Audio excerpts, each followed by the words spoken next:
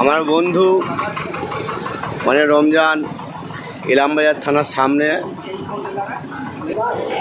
আবার একটা গাছ বকুল গাছ লাগাচ্ছে অনুষ্কা মোবাইলের সামনে, দাদা দোকানের সামনে গাছটা লাগাবে। রমজান এবং সঙ্গে রাজা।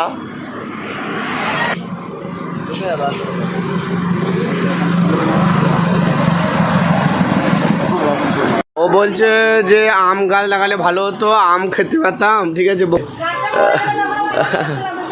দাদা বলো, এই যে গাছটা লাগানো হচ্ছে তোমার সামনে, এটা তুমি কতটা আনন্দ উপভোগ করছো? একটা গাছ একটা প্রাণ, সেটাকে মাথায় রেখে আজকে আমাদের এই কর্মসূচি। আর এই কর্মসূচিতে আমাদের সব থেকে ভাইয়ের যে উদ্যোগ, সেই উদ্যোগে আমরা অনেক সাধুবাদ জানাই এবং আমরা চেষ্টা করবো এই গাছটাকে সংরক্ষণ এবং সুন্দরভাবে বাঁচিয়ে রাখতে পারি। এই গাছটার যেহেতু তোমার দোকানের সামনে, এর দায়িত্ব পুরোপুরি তোমারই।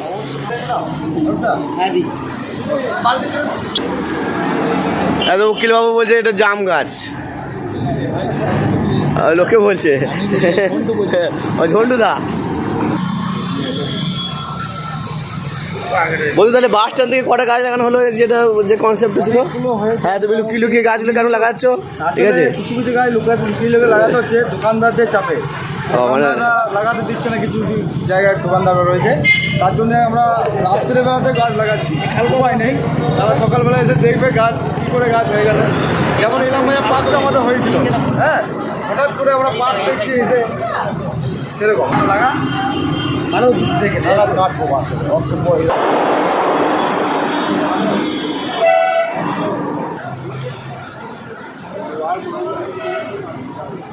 সেই আমাদের গাছ পাগল বন্ধু, ঠিক আছে, এই লাম্বারটাকে মানে ও কসম খেয়েছে যে পুরো এই লাম্বারটাকে গাছ লাগিয়ে একাকার করে দেবে। সেই জন্য আমার বন্ধুকে, যে বন্ধু এই পানাগড় বাস স্ট্যান্ড থেকে ধরে একদম সুখবাজার পর্যন্ত এবং পানাগড় বাস স্ট্যান্ড ধরে একদম চেকপোস্ট পর্যন্ত, এদিক দিয়ে দুবরাজপুর রোডটা পায়ের পর্যন্ত কতগুলো গাছ লাগানোর এই বছরের টার্গেট?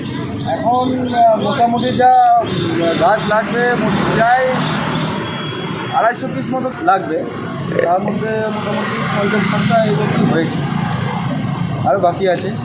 আর এই বিষয়ে মানুষ যে গাছ মানুষের দোকানের সামনে যে গাছগুলো লাগাচ্ছ, অনেকে গাছ সম্বন্ধে জানে বোঝে, তারা চাইছে নিজেরাই ডেকে আমাকে গাছ লাগানো করাচ্ছে, আগ্রহ রয়েছে তাদের গাছ লাগানো।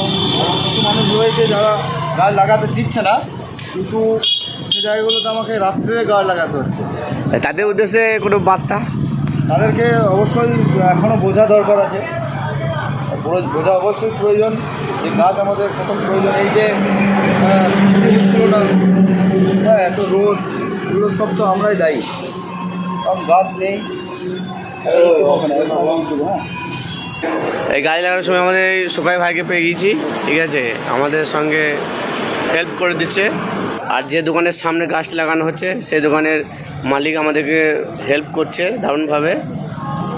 এইরকমই সহযোগিতা এবং সাথে থাকা দরকার। ইলামবাজার বাসীকে, বিশেষ করে ইলামবাজার বাসীকে আরও এগিয়ে আসা দরকার।